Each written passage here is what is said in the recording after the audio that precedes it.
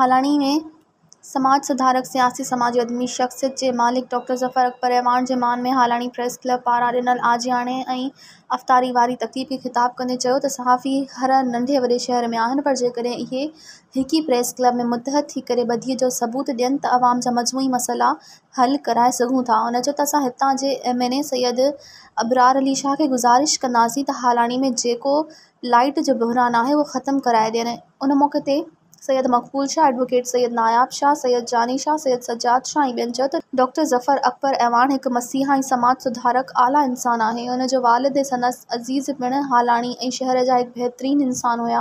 उन मौक़े ते दोस्तनि खेसि सिंध जी सूखड़ी अजरक जो तोहफ़ो ॾिनो ऐं आख़िर में अफ़तारी कराई वई। मज़ीद ख़बरनि ऐं तफ़सीलात लाइ विज़िट कयो असांजी वेबसाइट www.awamiNewsHD.com ऐं ॾिसंदा रहो अवामी न्यूज़ HD।